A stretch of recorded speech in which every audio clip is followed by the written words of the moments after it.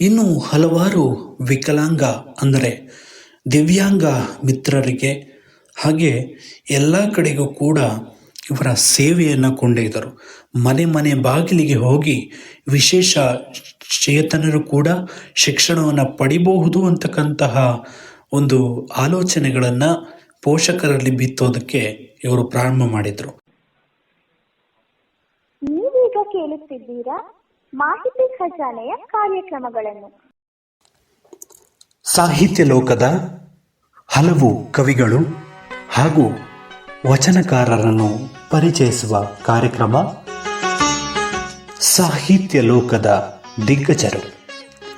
ಕೇಳಿ ನಿಮ್ಮ ಮೆಚ್ಚಿನ ಮಾಹಿತಿ ಖಜಾನೆಯಲ್ಲಿ ಸಾಹಿತ್ಯ ಲೋಕದ ದಿಗ್ಗಜರು, ವಿವಿಧ ವಚನಕಾರರು ಹಾಗೂ ಕವಿಗಳನ್ನು ಪರಿಚಯಿಸುವ ವಿಶೇಷ ಮಾಲಿಕೆ. ನೀವು ಕೇಳಿ, ನಿಮ್ಮ ಸ್ನೇಹಿತರಿಗೂ ಕೇಳಿಸಿ ಹಾಗೂ ನಿಮ್ಮ ಅನಿಸಿಕೆ ಅಭಿಪ್ರಾಯಗಳನ್ನು ಕಮೆಂಟ್ ಮುಖಾಂತರ ತಿಳಿಸಬಹುದು. ಇನ್ನು ಯಾರು ಸಬ್ಸ್ಕ್ರೈಬ್ ಮಾಡದೆ ನೋಡ್ತಾ ಇದ್ದೀರಿ, ಈ ಕೂಡಲೇ ಸಬ್ಸ್ಕ್ರೈಬ್ ಮಾಡಿಕೊಳ್ಳಿ. ಬನ್ನಿ ಕೇಳೋಣ ಸಾಹಿತ್ಯ ಲೋಕದ ದಿಗ್ಗಜರು ದಿಗ್ಗಜರು ದಿಗ್ಗಜರು ದಿಗ್ಗಜರು ದಿಗ್ಗಜರು ದಿಗ್ಗಜರು. ಬೆಲ್ ಐಕಾನ್ ಅನ್ನು ಕ್ಲಿಕ್ ಮಾಡುವುದರ ಮೂಲಕ ಸಬ್ಸ್ಕ್ರೈಬ್ ಆಗಿ. ನಮಸ್ಕಾರ ಕೇಳಿದರೆ, ಮಾಹಿತಿ ಖಜಾನೆಯ ಇವತ್ತಿನ ಸಾಹಿತ್ಯ ಲೋಕದ ದಿಗ್ಗಜರು ಕಾರ್ಯಕ್ರಮಕ್ಕೆ ಪ್ರೀತಿಯ ಸ್ವಾಗತ. ಇವತ್ತು ಕನ್ನಡ ಸಾಹಿತ್ಯ ರಂಗ ಹಾಗೂ ರಂಗಭೂಮಿ ಕ್ಷೇತ್ರದಲ್ಲಿ ತಮ್ಮನ್ನು ತಾವು ತೊಡಗಿಸಿಕೊಂಡಂತಹ ಮತ್ತೊಬ್ಬ ಮಹಾನ್ ವ್ಯಕ್ತಿಯನ್ನ ಪರಿಚಯಿಸ್ತಕ್ಕಂಥ ಪ್ರಯತ್ನ. ಅವ್ರು ಯಾರಪ್ಪ ಅಂದರೆ ನಾ ರತ್ನ. ಡಾಕ್ಟರ್ ನಾ ರತ್ನ ಅವರ ಒಂದು ಜೀವನ ಚರಿತ್ರೆಯನ್ನು ನಿಮ್ಮ ಮುಂದಿಡುವ ಪುಟ್ಟ ಪ್ರಯತ್ನ. ಈ ಕಾರ್ಯಕ್ರಮವನ್ನು ಸಂಪೂರ್ಣವಾಗಿ ಆಲಿಸಿ ಹಾಗೆ ನಿಮ್ಮ ಆತ್ಮೀಯರೊಂದಿಗೆ ಹಂಚಿಕೊಳ್ಳಿ. ಇನ್ನು ಯಾರು ಸಬ್ಸ್ಕ್ರೈಬ್ ಮಾಡದೆ ನೋಡ್ತಾ ಇದ್ದೀರಿ, ಈ ಕೂಡಲೇ ಸಬ್ಸ್ಕ್ರೈಬ್ ಕೂಡ ಮಾಡಿಕೊಳ್ಳಿ. ಬನ್ನಿ, ಹೆಚ್ಚು ತಡ ಮಾಡದೆ ಇವತ್ತಿನ ಸಂಚಿಕೆಯನ್ನು ಪ್ರಾರಂಭ ಮಾಡೋಣ. ಇನ್ನು ಡಾಕ್ಟರ್ ನಾ ರತ್ನ ಅವರನ್ನು ಭಾರತದಲ್ಲಿ ವಿಶೇಷ ಶಿಕ್ಷಣದ ಪರಿವರ್ತಕ ಹಾಗೆ ಕನ್ನಡ ರಂಗಭೂಮಿ ಕ್ಷೇತ್ರದ ಪ್ರಾಯೋಗಿಕ ವ್ಯಕ್ತಿಯಾಗಿ ನಾವು ಗುರುತಿಸ್ತೇವೆ. ಅಂದರೆ ವಿಶೇಷ ಶಿಕ್ಷಣ ಅಂತಕ್ಕಂಥದ್ದು ನಿಮಗೆಲ್ಲ ಗೊತ್ತಿದೆ. ಈಗಾಗಲೇ ವಿಶೇಷ ಶಿಕ್ಷಣಗಳು ವಿಶೇಷ ಚೇತನರಿಗೆ ನಡೆಸ್ತಾ ಇರ್ತಕ್ಕಂತಹ ಶಿಕ್ಷಣದ ಬಗ್ಗೆ ಅಪಾರವಾದಂತಹ ಒಲವನ್ನು ಹೊಂದಿದ್ದಂತಹ ವ್ಯಕ್ತಿಯಾಗಿ ನಾವು ಡಾಕ್ಟರ್ ನಾ ರತ್ನ ಅವರನ್ನು ಗುರುತಿಸ್ತೇವೆ.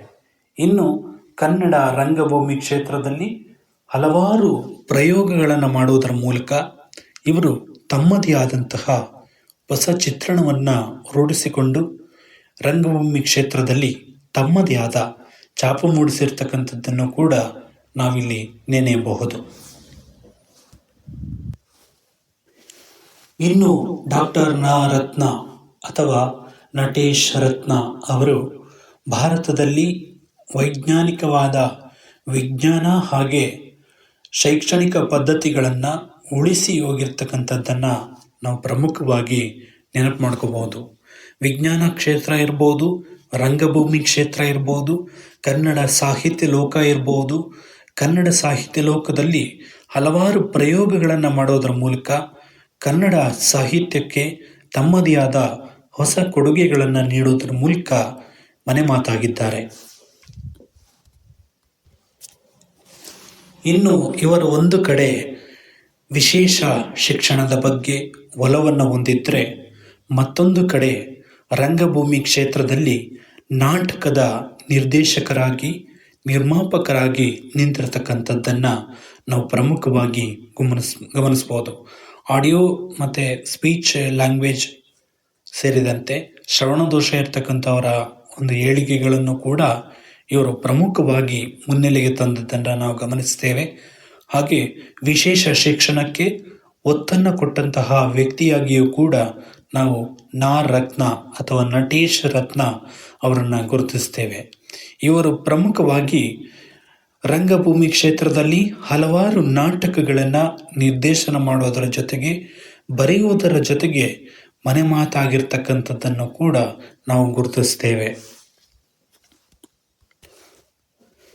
ಇನ್ನು ಇವರ ಬಾಲ್ಯ ಜೀವನವನ್ನು ಗಮನಿಸಿದಾಗ ಡಾಕ್ಟರ್ ನಾ ರತ್ನ ಅವರು 1934 ಡಿಸೆಂಬರ್ 12ರಂದು ಎಸ್ ನಟೇಶ್ ಮತ್ತು ವಿಠೋಬಾಯಿ ಅಮ್ಮಾಳ್ ಅವರಿಗೆ ಜನ್ಮ ತಾಳ್ತಾರೆ. ಅವರಿಗೆ ಜನಿಸಿದಂತಹ ಮಗುವಾಗಿ ನಾವು ಡಾಕ್ಟರ್ ನಾ ರತ್ನ ಅವರನ್ನು ಗುರುತಿಸ್ತೇವೆ. ಇವರು ಬಹುಪಾಲು ತಮ್ಮ ಜೀವನವನ್ನು ಮೈಸೂರಿನ ಸರಸ್ವತಿಪುರಂನಲ್ಲಿ ಕಳೆದದ್ದನ್ನು ನಾವು ಗಮನಿಸ್ತೇವೆ. ರಂಗ ಚಟುವಟಿಕೆಯೊಂದಿಗೆ ಬಹಳ ನಂಟನ್ನು ಇಟ್ಕೊಂಡಿದ್ದಂಥವರು ನಮ್ಮ ಡಾಕ್ಟರ್ ನಾ ರತ್ನ ಅವರು. ಇವರು 2025 ಜೂನ್ 19ರಂದು ಬೆಂಗಳೂರಿನಲ್ಲಿ ವಿಧಿವಶರಾಗ್ತಾರೆ. ಇವರು ವಿಧಿವಶರಾದ ನಂತರ ಕನ್ನಡ ಸಾಹಿತ್ಯ ಲೋಕ, ವೈದ್ಯಕೀಯ ಕ್ಷೇತ್ರ ಹಾಗೆ ರಂಗಭೂಮಿ ಕ್ಷೇತ್ರ ತುಂಬಲಾರದ ನಷ್ಟವನ್ನು ಅನುಭವಿಸಿದೆ. ಈಗಾಗಲೇ ಸಾಕಷ್ಟು ಕಾರ್ಯಕ್ರಮಗಳು ಕೂಡ ಇವರ ಹೆಸರಿನಲ್ಲಿ ನಡೀತಾ ಇರತಕ್ಕಂಥದ್ದನ್ನು ಕೂಡ ನಾವು ಗಮನಿಸ್ಬೋದು. ಅಷ್ಟರ ಮಟ್ಟಿಗೆ ಒಂದು ಪ್ರಚಾರವನ್ನು ಪಡೆದುಕೊಂಡಿದ್ದಂತಹ ವ್ಯಕ್ತಿ ತಮ್ಮ 89ನೇ ವಯಸ್ಸಿನಲ್ಲಿ ವಿಧಿವಶರಾಗ್ತಾರೆ.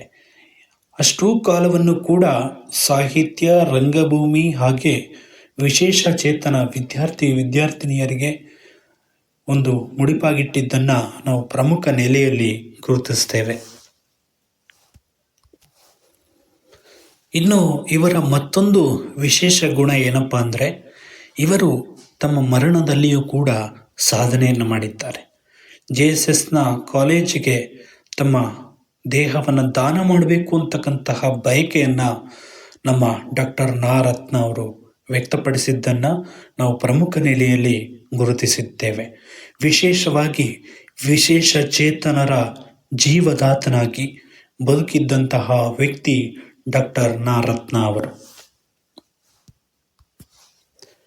ಇನ್ನು ಪ್ರಮುಖವಾಗಿ ತಮ್ಮ ಜೀವನ ಪೂರ್ತಿ ಪ್ರಾರಂಭವಾಗಿದ್ದೇ ವೃತ್ತಿ ಮೈಸೂರಿನಲ್ಲಿ PUC ಮತ್ತು ಇಂಟರ್ಮಿಡಿಯೇಟ್ ಇವೆರಡನ್ನೂ ಕೂಡ ಒಂದೊಂದು ಕಾಲೇಜಿನಲ್ಲಿ ಮಾಡ್ತಾರೆ. ಮಹಾರಾಜ ಕಾಲೇಜ್ ಮತ್ತು ಇನ್ನಿತರ ಹಲವು ಕಾಲೇಜುಗಳಲ್ಲಿ ಈ ಶಿಕ್ಷಣವನ್ನು ಅವರು ಮುಂದುವರಿಸ್ತಾರೆ. ಅದೇ ಪ್ರಕಾರವಾಗಿ ಅಂತಾರಾಷ್ಟ್ರೀಯ ಮಟ್ಟಕ್ಕೂ ಕೂಡ ತಮ್ಮನ್ನು ತಾವು ಗುರುತಿಸಿಕೊಂಡಿದ್ದು ವಿಶೇಷ ಅನಿಸುತ್ತೆ.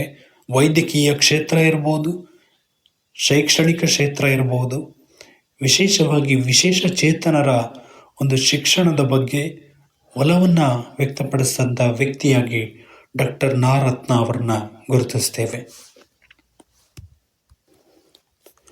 ಇನ್ನು ಮೈಸೂರಿನ ಮಹಾರಾಜ ಕಾಲೇಜಿನಲ್ಲಿ ಇವರು ಇಂಗ್ಲೀಷ್ ವಿಷಯದಲ್ಲಿ MAಯನ್ನು ಕೂಡ ತಗೋತಾರೆ.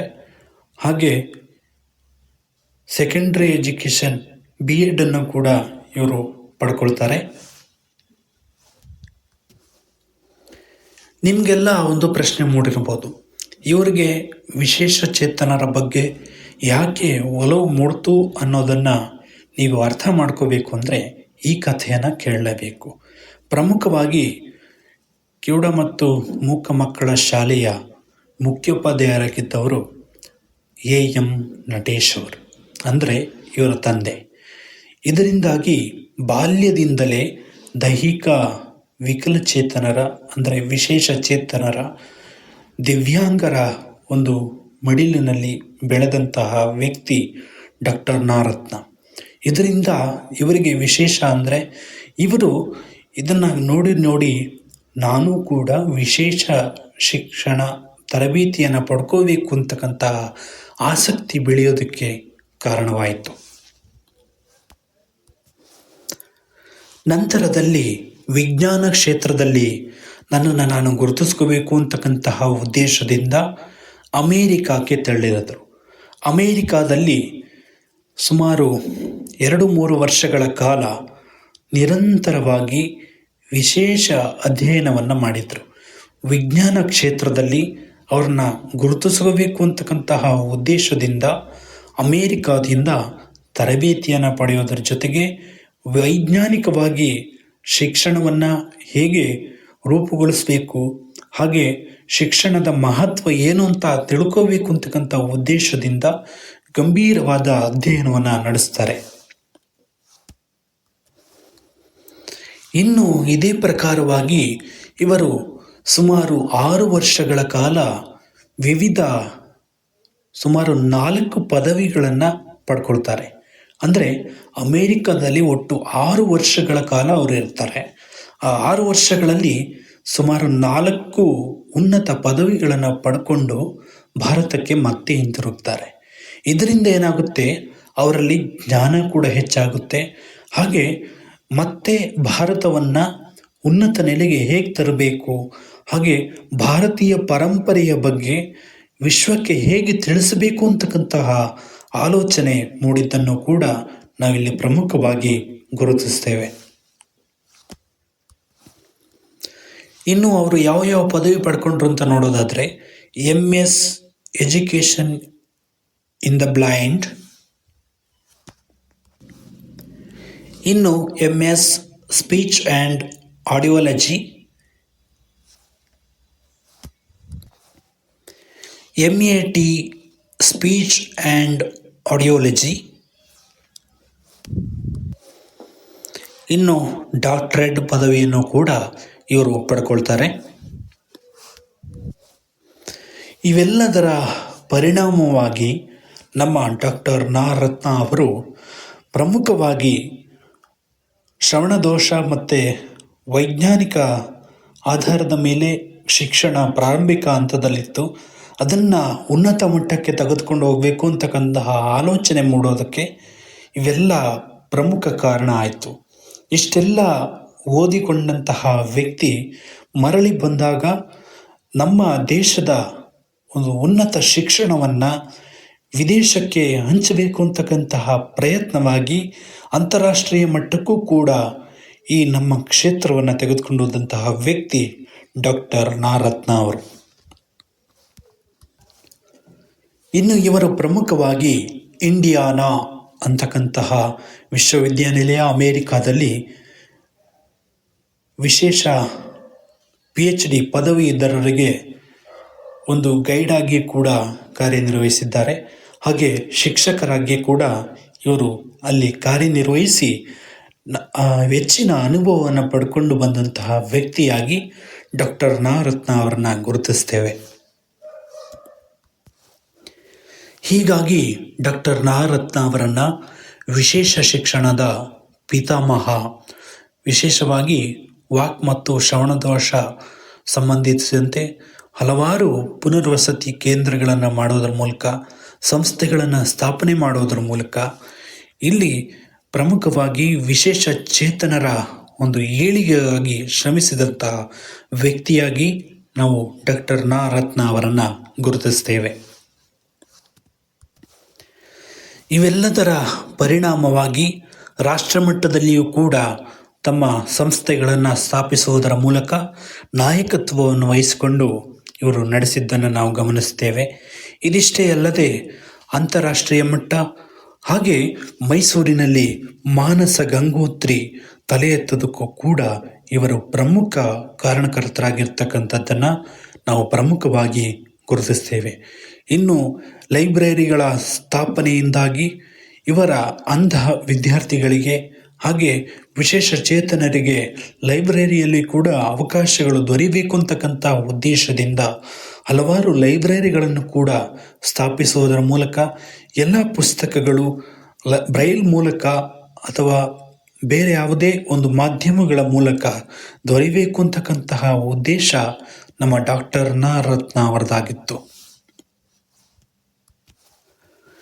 ಇನ್ನು ಇವರು ಕೇವಲ ಸಂಸ್ಥೆಗಳನ್ನು ಸ್ಥಾಪನೆ ಮಾಡೋದಷ್ಟೇ ಅಲ್ಲ, ರಾಷ್ಟ್ರೀಯ ಮಟ್ಟಕ್ಕೆ ವಿಶೇಷ ಚೇತನರ ಒಂದು ಪುನರ್ವಸತಿಗೆ ಕಾರಣರಾದರು.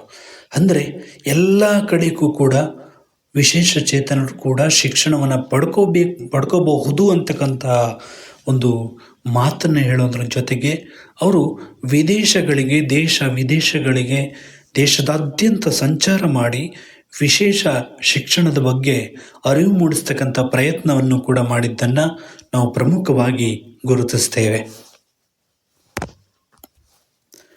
ಇನ್ನು ಹಲವಾರು ವಿಕಲಾಂಗ ಅಂದರೆ ದಿವ್ಯಾಂಗ ಮಿತ್ರರಿಗೆ ಹಾಗೆ ಎಲ್ಲ ಕಡೆಗೂ ಕೂಡ ಇವರ ಸೇವೆಯನ್ನು ಕೊಂಡೊಯ್ದರು. ಮನೆ ಮನೆ ಬಾಗಿಲಿಗೆ ಹೋಗಿ ವಿಶೇಷ ಚೇತನರು ಕೂಡ ಶಿಕ್ಷಣವನ್ನು ಪಡಿಬಹುದು ಅಂತಕ್ಕಂತಹ ಒಂದು ಆಲೋಚನೆಗಳನ್ನು ಪೋಷಕರಲ್ಲಿ ಬಿತ್ತೋದಕ್ಕೆ ಇವರು ಪ್ರಾರಂಭ ಮಾಡಿದರು. ಇದರ ಪರಿಣಾಮವಾಗಿ ಎಲ್ಲ ವಿಶೇಷ ಚೇತನರು ಕೂಡ ದೇಶದಾದ್ಯಂತ, ರಾಜ್ಯದಾದ್ಯಂತ ಹಾಗೆ ಅಂತಾರಾಷ್ಟ್ರೀಯ ಮಟ್ಟದಲ್ಲಿಯೂ ಕೂಡ ವಿಶೇಷ ಚೇತನರು ತಮ್ಮ ಸಾಧನೆಗಳನ್ನು ಮಾಡೋದಕ್ಕೆ ಇವರು ಕೂಡ ಒಂದು ಸ್ಫೂರ್ತಿಯ ನೆಲೆಯಾಗಿ ಗುರುತಿಸ್ಕೊಳ್ತಾರೆ. ಇನ್ನು ಇವರ ರಂಗಭೂಮಿಯ ಪಯಣದ ಬಗ್ಗೆ ಒಂದಿಷ್ಟು ಮಾಹಿತಿಯನ್ನು ತಿಳಿಯೋಣ. ಕನ್ನಡ ಸಾಹಿತ್ಯ ಲೋಕದಲ್ಲಿ ರಂಗಭೂಮಿಯ ಒಂದು ಪರಿವರ್ತಕರಾಗಿ ಇವರನ್ನು ಗುರುತಿಸ್ತವೆ. ಇದೇ ಪ್ರಕಾರವಾಗಿ ಸಮತೆಂತು ಅಂತಕ್ಕಂತಹ ರಂಗತಂಡದೊಂದಿಗೆ ಇವರ ಮೊದಲ ಪಯಣ ಪ್ರಾರಂಭವಾಗುತ್ತೆ. ಹಲವಾರು ನಾಟಕಗಳನ್ನು ಅಭಿನಯ ಮಾಡೋದ್ರ ಜೊತೆಗೆ ಹಾಗೆ ಚಿತ್ರರಂಗದಲ್ಲಿಯೂ ಕೂಡ ತಮ್ಮನ್ನು ತಾವು ಗುರುತಿಸಿಕೊಂಡಂತಹ ವ್ಯಕ್ತಿಯಾಗಿ ಡಾಕ್ಟರ್ ನಾರತ್ನ ಅವರನ್ನು ಗುರುತಿಸ್ತೇವೆ. ಇನ್ನು ಇವರು ಪ್ರಮುಖವಾಗಿ ಕನ್ನಡ ಮತ್ತು ಇಂಗ್ಲಿಷ್ನಲ್ಲಿ ನಾಟಕಗಳನ್ನು ಬರೆದಿದ್ದಾರೆ, ಅಭಿನಯಿಸಿದ್ದಾರೆ, ಹಾಗೆ ನಿರ್ದೇಶನ ಕೂಡ ಮಾಡಿದ್ದಾರೆ. ಇದನ್ನು ಪ್ರತಿಯೊಬ್ಬರು ಕೂಡ ಗಮನಿಸಬೇಕು. ನಾವು ಕೇವಲ ಕನ್ನಡ ಅಂತ ಮಾತ್ರ ಅಲ್ಲ, ಬೇರೆ ಭಾಷೆಗಳಿಗೂ ಕೂಡ ಪ್ರಾಧಾನ್ಯತೆಯನ್ನು ಕೊಡೋದು ಅಂದರೆ ಇಂತಹ ಒಂದು ಮಹತ್ವವಾದ ವಿಷಯ ಅಂತಲೇ ನಾವು ಹೇಳ್ಬೋದು. ಇನ್ನು ಸುಮಾರು 50 ನಾಟಕಗಳಲ್ಲಿ ಇವರು ಅಭಿನಯ ಮಾಡಿದ್ದಾರೆ. ಇನ್ನು ಇವರು ಬರವಣಿಗೆ, ಸಾಹಿತ್ಯ ಮಾತ್ರ ಅಲ್ಲದೆ ಮಾರ್ಗದರ್ಶಕರು ಕೂಡ ಆಗಿದ್ದರು.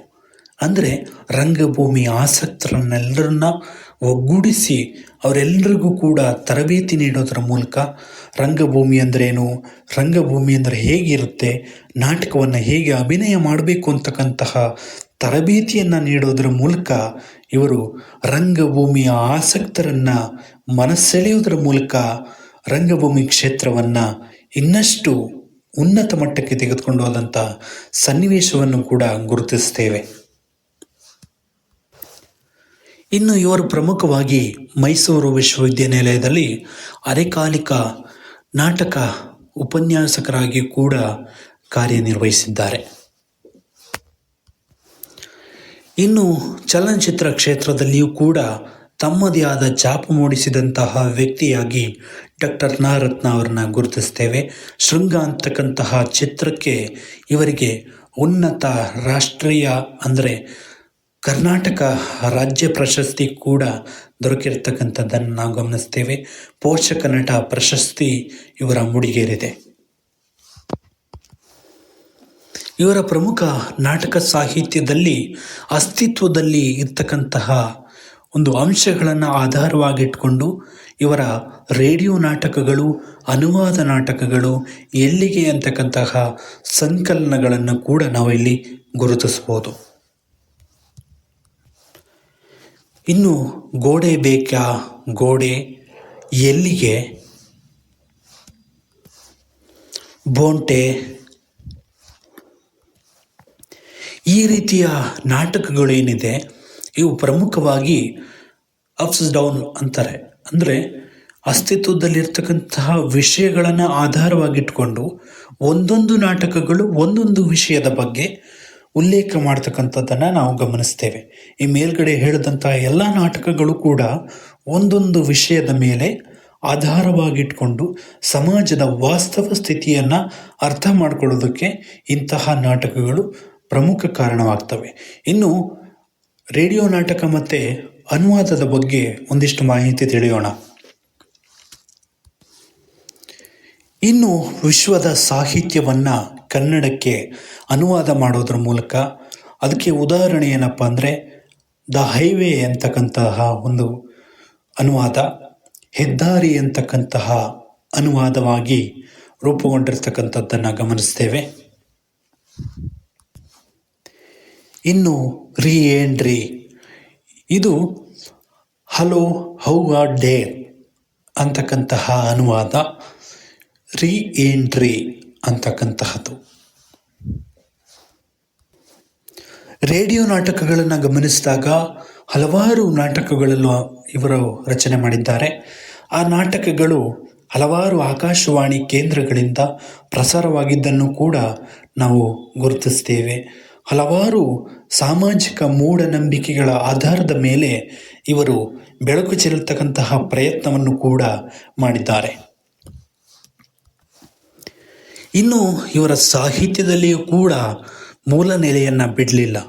ಯಾಕಪ್ಪ ಅಂದರೆ ಅವರು ಬಂದಿದ್ದೇ ಅಲ್ಲಿಂದ, ಅಂದರೆ ಅಂಗವಿಕಲರ, ವಿಶೇಷ ಚೇತನರ ಒಂದು ಹಲವಾರು ಸಮಸ್ಯೆಗಳ ಬಗ್ಗೆಯೂ ಕೂಡ ಇವರು ನಾಟಕಗಳನ್ನು ರಚನೆ ಮಾಡುವುದರ ಮೂಲಕ, ಹಾಗೆ ಅವುಗಳನ್ನು ಎಲ್ರಿಗೂ ಕೂಡ ಪ್ರಚಾರ ಮಾಡಬೇಕು, ಇದಕ್ಕೆ ಪರಿಹಾರವನ್ನು ಕಂಡುಕೋಬೇಕು ಅಂತಕ್ಕಂತಹ ಆಲೋಚನೆಯಿಂದ ಹಲವಾರು ಸಾಹಿತ್ಯ ಪ್ರಕಾರಗಳನ್ನು ಕೂಡ ಇಲ್ಲಿ ಬರೆದಿರ್ತಕ್ಕಂಥದ್ದನ್ನು ಗಮನಿಸ್ತೇವೆ. ಭಿನ್ನ ಬೆನಕ ಅಂತಕ್ಕಂಥದ್ದು ಒಂದು ಉದಾಹರಣೆಯಾಗಿ ನಾವಿಲ್ಲಿ ತೆಗೆದುಕೋಬೋದು.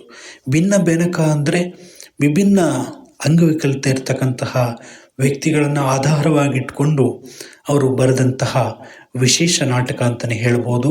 ಇದು ಕೂಡ ರೇಡಿಯೋನಲ್ಲಿ ಪ್ರಸಾರ ಆದಂತಹ ಒಂದು ನಾಟಕವಾಗಿ ನಾವು ಗುರುತಿಸ್ತೇವೆ. ಇನ್ನು ಚೋರ್ ಚೋರ್ ಚುಪ್ಚಾ ಅಂತಕ್ಕಂತಹ ಚಿತ್ರವನ್ನು ಕೂಡ ಇವರು ನಿರ್ದೇಶನ ಮಾಡಿದರು. ಇವರೇ ಕಥೆಯನ್ನು ಕೂಡ ಬರೆದರು. ಇದು ಅಪರೂಪದ ಕಾಯಿಲೆಯ ಬಗ್ಗೆ ಜನರಿಗೆ ಅರಿವು ಮೂಡಿಸ್ತಕ್ಕಂತಹ ಪ್ರಯತ್ನ. ಅಂದರೆ ಈ ರೀತಿಯ ಕೂಡ ಅಂಗವಿಕಲತೆ ಇದೆ ಅಂತಕ್ಕಂಥದ್ದನ್ನು ಪರಿಚಯಿಸಬೇಕು ಅಂತಕ್ಕಂತಹ ಉದ್ದೇಶದಿಂದ ಚಲನಚಿತ್ರವನ್ನು ಕೂಡ ಪ್ರದರ್ಶನ ಮಾಡಿ, ಅಭಿನಯ ಮಾಡಿ, ಹಾಗೆ ನಿರ್ದೇಶನ ಮಾಡಿ, ಕಥೆಯನ್ನು ಕೂಡ ಬರೆದಂಥದ್ದನ್ನು ನಾವಿಲ್ಲಿ ಪ್ರಮುಖವಾಗಿ ಗುರುತಿಸ್ಬೋದು. ಈ ಮೂಲಕವಾಗಿ ಶಿಕ್ಷಣ ಕ್ಷೇತ್ರವನ್ನು ಹಾಗೆ ಸಾಮಾಜಿಕ ಕ್ಷೇತ್ರವನ್ನು ಉನ್ನತಕ್ಕೆ ತರಬೇಕು ಅಂತಕ್ಕಂತಹ ಉದ್ದೇಶದಿಂದ ಚಿತ್ರರಂಗವನ್ನು ಹಾಗೆ ರೇಡಿಯೋ ಮಾಧ್ಯಮವನ್ನು ಎಲ್ಲವನ್ನು ಕೂಡ ಬಳಸಿಕೊಂಡು ಇವರು ಅಂಗವಿಕಲತೆ ಉಳಿತಕ್ಕಂತಹ ವ್ಯಕ್ತಿಗಳ ಬಗ್ಗೆ ವಿಭಿನ್ನವಾದ ಒಂದು ಆಲೋಚನೆಯಲ್ಲಿದ್ದಂತಹ ಮಂದಿಯನ್ನು ಸಾಮಾಜಿಕ ಮನ್ನಣೆಗೆ ತಂದದ್ದು, ಹಾಗೆ ಎಲ್ಲರೂ ಕೂಡ ಎಲ್ಲರನ್ನು ಗೌರವಿಸಬೇಕು ಅಂತಕ್ಕಂತಹ ಗೌರವನೀಯ ಸ್ಥಾನವನ್ನು ನಮ್ಮೆಲ್ಲರಿಗೂ ಕೂಡ ನೀಡೋದರ ಮೂಲಕ ಮನೆ ಮಾತಾಗಿದ್ದಾರೆ. ಇನ್ನು 2013ರಲ್ಲಿ ಕರ್ನಾಟಕ ರಾಜ್ಯೋತ್ಸವ ಪ್ರಶಸ್ತಿಗೂ ಕೂಡ ಭಾಜನರಾಗಿದ್ದಾರೆ. ಇವರ ಪ್ರಮುಖ ಪ್ರಶಸ್ತಿಯಲ್ಲಿ ಇದನ್ನು ಕೂಡ ನಾವು ಗುರುತಿಸ್ತೇವೆ. ಇನ್ನು ಎಲನ್ ಕೆಲ್ಲರ್ ಪ್ರಶಸ್ತಿ ಕೂಡ ಇವರಿಗೆ ಲಭ್ಯವಾಗಿದೆ. ಇದು 2004ರಲ್ಲಿ ದೊರಕಿರ್ತಕ್ಕಂಥದ್ದನ್ನು ಗಮನಿಸ್ತೇವೆ. ಇನ್ನು ಕಲೆ ಮತ್ತು ಸಾಹಿತ್ಯ ಕ್ಷೇತ್ರದಲ್ಲಿಯೂ ಕೂಡ ಇವರಿಗೆ ನಾಟಕ ಕ್ಷೇತ್ರದಲ್ಲಿ ಕರ್ನಾಟಕ ನಾಟಕ ಅಕಾಡೆಮಿ ಜೀವಮಾನ ಪ್ರಶಸ್ತಿ ಕೂಡ ಇವರ ಮುಡಿಗೇರಿದೆ. 2005ರಲ್ಲಿ ಈ ಪ್ರಶಸ್ತಿ ಲಭಿಸಿದೆ. ಇದರ ಜೊತೆಗೆ BV ಕಾರಂತ, MN ರಾಯ್ ಪ್ರಶಸ್ತಿ ಕೂಡ ಇವರ ಮುಡಿಯೇರಿದೆ. ಇನ್ನು ಅಂತಿಮವಾಗಿ ಹೇಳೋದಾದರೆ ಇಂತಹ ಮಹಾನ್ ವ್ಯಕ್ತಿ ನಮ್ಮೆಲ್ಲರನ್ನು ಅಗಲಿ ಹೋಗಿರ್ತಕ್ಕಂಥದ್ದು ನಿಜಕ್ಕೂ ಕೂಡ ಬೇಸರ ಅನಿಸುತ್ತೆ. ಯಾಕಂದರೆ ಇತ್ತೀಚಿನ ಕಾಲದಲ್ಲಿ ವಿಕಲಾಂಗರ ಹೆಸರನ್ನು ಹೇಳಿಕೊಂಡು, ವಿಶೇಷ ಚೇತನ ವ್ಯಕ್ತಿಗಳನ್ನು ಹೆಸರನ್ನು ಹೇಳಿಕೊಂಡು ಮೋಸದ ಜಾಲದಲ್ಲಿ ಅವ್ರನ್ನ ತಳ್ತಕ್ಕಂತಹ ವ್ಯಕ್ತಿಗಳೇ ಇವತ್ತು ಇರ್ತಕ್ಕಂಥದ್ದನ್ನು ನಾವು ಗಮನಿಸ್ತೇವೆ.